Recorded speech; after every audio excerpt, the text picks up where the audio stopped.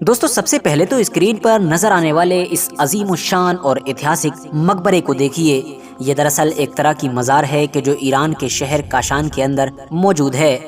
अब अगर मैं आप लोगों से ये सवाल पूछूं कि भाई बताइए ये मकबरा यानी कि ये अजीम शान मज़ार किसकी है, तो आप में से ज़्यादातर लोगों का जवाब होगा कि ये मज़ार या तो किसी सुन्नी और शिया स्कॉलर की होगी या फिर हो सकता है कि किसी मुस्लिम सूफी बुजुर्ग की होगी, क्योंकि आमतौर पर दुनिया के लगभग सभी इलाकों में सूफी बुजुर्गों की ही मज़ारें पाई जाती हैं। मगर ज़रा सोचिए कि अगर मैं आप लोगों से कहूँ कि ये आलीशान और ऐतिहासिक दिखने वाली मज़ार ना तो किसी मुस्लिम आलिम यानी कि स्कॉलर की है और न ही किसी सूफी बुजुर्ग की है, बल्कि ये मज़ार तो मशहूर इंसान अबू लुलु फिरोज़ की है कि जिसने किसी दौर में इस्लाम के दूसरे खलीफा यानी कि हज़रत उमर फारूक आज़म रदियल्लाहु ताला अन्हु को कत्ल किया था। तो आप लोगों को कैसा महसूस होगा? यकीनी तौर पर यह सुनकर आप लोग चौंक गए होंगे, क्योंकि पर्सनली जब मैंने भी पहली बार इस चीज़ के बारे में सुना था और इस चीज़ के बारे में पढ़ा था और इस चीज़ को देखा था तो पूरी तरह से हिल कर रह गया था। हाँ दोस्तों, आप लोग बिल्कुल सही सुन रहे हैं। ईरान देश के मशहूर शहर काशान के अंदर मौजूद ये आलीशान इमारत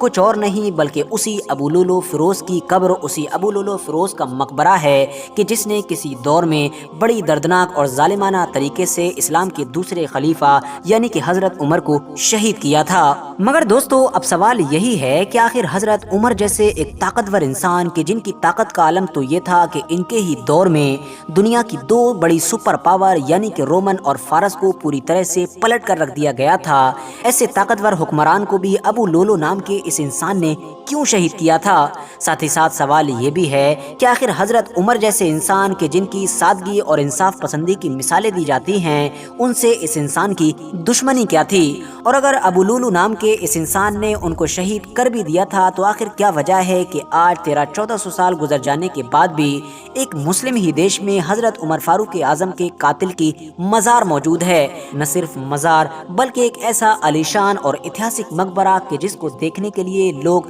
दूर दूर से चल कर आते हैं। तो चलिए आज की इस वीडियो में हम इस मामले से जुड़े लगभग सारे ही सवालों के जवाब जानने की कोशिश करते हैं। RH नेटवर्क की नॉलेजेबल फ्रेंड्स, ऐतिहासिक तौर पर अबू लुलु फिरोज़ नाम का ये इंसान दरअसल फारसी फौज का एक सिपाही हुआ करता था, जिसको बैटल ऑफ कादसिया में फारसियों की हार के बाद मदीने में गुलाम बना कर लाया गया था। वैसे तो इस इंसान के मजहब यानी कि रिलीजन के बारे में भी शिया और सुन्नी लोग बटे हुए हैं, जहां एक तरफ शिया ग्रुप के ज़्यादातर स्कॉलर्स का ये मानना है कि अबू लुलु नाम का ये इंसान मुसलमान हो गया था और हज़रत अली के तरफदारों में से हुआ करता था, तो वहीं दूसरी तरफ सुन्नी ग्रुप के स्कॉलर्स का ये मानना है कि दरअसल ये कभी भी मुसलमान नहीं हुआ था, बल्कि ये तो अपने पुराने ही धर्म यानी कि मजूसियत पर कायम था कि जिनको हम लोग आतिश परस्त यानी कि आग के पुजारी भी कहते हैं। फिलहाल इस बात पर तो सभी एग्री करते हैं कि ये एक मुनाफिक और कातिल इंसान था। जंगे कादसिया में पर्शियन एम्पायर की हार के बाद जब इसको कैदी बनाकर मदीना में लाया गया था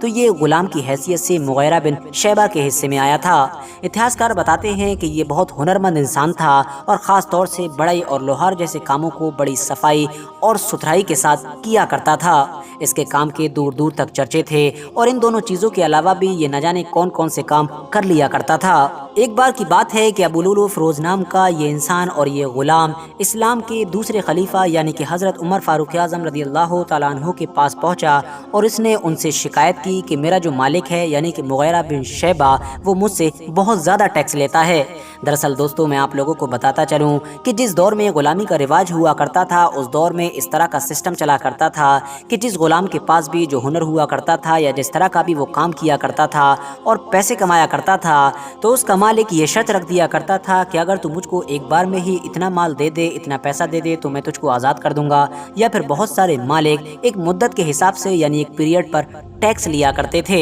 हज़रत उमर ने उसकी शिकायत पर उससे पूछा कि ज़रा बताओ तुम क्या काम करते हो। जब उसने अपने सारे हुनर बताए और सारे काम बताए और अपनी अर्निंग यानी कि अपनी कमाई बताई तो हज़रत उमर ने कहा कि जिस हिसाब के तुम काम करते हो और जो जो तुम्हारे पास हुनर हैं उस हिसाब से तो ये टैक्स कुछ ज़्यादा नहीं है। ये जवाब सुनकर अबू लुलु के जो पहले से ही अंदरूनी तौर पर हज़रत उमर से बहुत नफरत किया करता था अब और भी ज़्यादा गुस्से से भड़क उठा था। पहले से ही बेइंतहा नफरत करने की वजह ये थी क्योंकि वो जानता था कि हज़रत उमर ही वो इंसान हैं कि जिन्होंने मेरे मज़हब के लोगों की या फिर मेरे پورے علاقے کے لوگوں کی پچھلی کئی صدیوں سے قائم یعنی کہ پرشین سلطنت کو پوری طرح سے ختم کر دیا، بلکہ اس کا نام و نشان ہی پوری دنیا سے مٹا دیا ہے۔ جاتے جاتے ابو لولو فیروز نام کے اس غلام انسان نے اسلام کے خلیفہ یعنی کہ حضرت عمر فاروق اعظم کو دھمکی بھی دی، مگر اس کے باوجود بھی حضرت عمر فاروق اعظم نے اس کو اگنور کر دیا۔ مگر پھر ایک دن اچانک سے فجر کی نماز کے وقت کہ جب مدینہ میں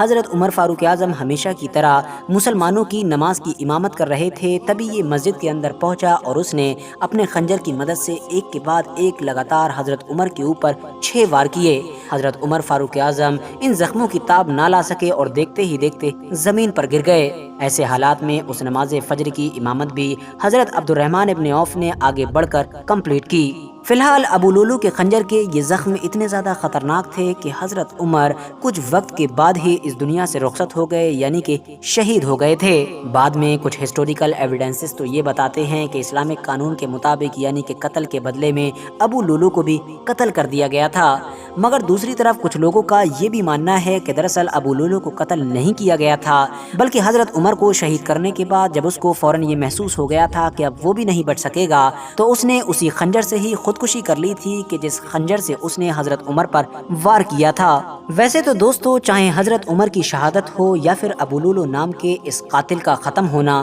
اس پورے ہی میٹر کو آج لگ بھگ 1400 سال کا پورا دور گزر چکا ہے، مگر اس کے باوجود بھی اتہاس میں ہمیشہ سے لے کر آج تک لگاتار ابو لولو نام کا یہ غلام اور قاتل انسان مسلمانوں کے دو گروپ یعنی کہ شیعہ اور سنیوں کے بیچ جھگڑے کی وجہ بنا ہوا ہے۔ سنی مسلمانوں کی طرف سے یہ دعویٰ کیا جاتا ہے کہ ایران کے مشہور شہر کاشان کے اندر یہ جو عالی شان عمارت بنی ہوئی ہے، یہ جو عالی شان مقبرہ یعنی کہ مزار بنی ہوئی ہے، یہ کسی اور کی نہیں بلکہ اسی ابو لولو فیروز کی ہے کہ جس نے حضرت عمر کو شہید کیا تھا۔ یہاں پر دنیا بھر کے الگ الگ علاقوں سے نہ صرف شیعہ لوگ اکٹھا ہوتے ہیں بلکہ اس انسان کے لیے مغفرت کی دعا کرتے ہیں۔ اتنا ہی نہیں، ہر سال جب بھی حضرت عمر کی شہادت کا دن آتا ہے، اس دن خاص طور سے ابو لولو نام کے اس انسان کے مقبرے پر باقاعدہ ایک پروگرام بھی کیا جاتا ہے۔ حالانکہ دوستو، دوسری طرف شیعہ گروپ کی طرف سے ہمیشہ ان دعووں کو خارج کیا جاتا ہے۔ وہ لوگ صفائی کے طور پر کہتے ہیں کہ یہ جو مقبرہ ہے، یہ جو مزار ہے، یہ دراصل قاتل حضرت عمر فاروق اعظم یعنی کہ ابو لولو فیروز کا نہیں ہے، بلکہ یہ تو ایک سنی ہی صوفی بزرگ کا ہے کہ جن کا صرف نام قاتل حضرت عمر فاروق اعظم سے میچ کرتا ہے، اور ان مشہور سنی صوفی بزرگ کا نام تھا بابا شجاع الدین ابو لولو فیروز۔ اتنا ہی نہیں، شیعہ لوگ تو اس بات سے بھی پوری طرح سے ڈنائی کرتے ہیں کہ ان کے یہاں پر کوئی بھی ایسا تہوار یا کوئی بھی ایسا جشن منایا جاتا ہے کہ جس کا تعلق حضرت عمر فاروق اعظم رضی اللہ تعالیٰ عنہ کے شہادت کے دن سے ہے۔ شیعہ گروپ کے لوگ یہ دلیل بھی دیتے ہیں کہ چاہے کسی بھی سنی بڑے سے بڑے اسکالرز کی کتابوں کو دیکھ لیا جائے یا پھر اتہاس کے کسی بھی بڑے سے بڑے شیعہ اسکالرز کی کتابوں کو دیکھ لیا جائے، سب سے یہ بات کلیئر ہو جاتی ہے کہ حضرت عمر فاروق اعظم کی شہادت مدینے میں ہوئی تھی اور ابو لولو فیروز کو بھی اسی دن مدینے میں ہی قتل کر دیا گیا تھا یا پھر اس نے خودکشی کر لی تھی۔ اور اب جب یہ بات کلیئر ہو گئی کہ ابو لولو کی موت اسی دن مدینے میں ہی ہو گئی تھی، تو آخر اس کی قبر اور اس کا مقبرہ ایران کے شہر کاشان میں کیسے آ سکتا ہے؟ کیونکہ مدینے اور کاشان کے بیچ سینکڑوں کلومیٹر کا فاصلہ ہے کہ جس کو اگر اس دور میں ایک لاش کے ساتھ کمپلیٹ کیا جاتا تو کمپلیٹ کرنے میں مہینوں لگ جاتے۔ مگر دوستو، ان تمام دلیلوں کے باوجود بھی اگر آپ لوگ اس قبر کے بارے میں سرچ کریں گے اور اس قبر کے بارے میں انٹرنیٹ پر الگ الگ جگہوں سے پڑھنا شروع کریں گے تو آپ کو یہ محسوس ہوگا کہ کچھ نہ کچھ تو گڑبڑ ضرور ہے۔ وجہ یہ ہے کہ جب بھی آپ اس مقبرے کے بارے میں پڑھنے کی کوشش کریں گے تو آپ کو کہیں پر بھی وہ سنی بزرگ یعنی کہ بابا شجاع الدین کا ذکر تو نہیں ملے گا، مگر ہر جگہ اس مقبرے کے بارے میں یہی بتایا گیا ہوگا کہ یہ اسی ابو لولو فیروز کی قبر ہے کہ جس نے دوسرے خلیفہ یعنی کہ حضرت عمر کو شہید کیا تھا۔ اتنا ہی نہیں، پاسٹ میں بہت ساری بڑی بڑی آرگنائزیشنز، بہت ساری بڑی بڑی تنظیمیں اس مزار کو کرٹیسائز کر چکی ہیں اور اس کے خلاف ایکشن لینے کی ڈیمانڈ بھی کر چکی ہیں۔ ابھی کچھ سال پہلے ہی مصر میں موجود مسلمانوں کی سب سے مشہور یونیورسٹی یعنی کہ جامعہ ازہر نے بھی ایران کی گورنمنٹ سے اس مقبرے کو پوری طرح سے ختم کرنے کی اور اس کو گرانے کی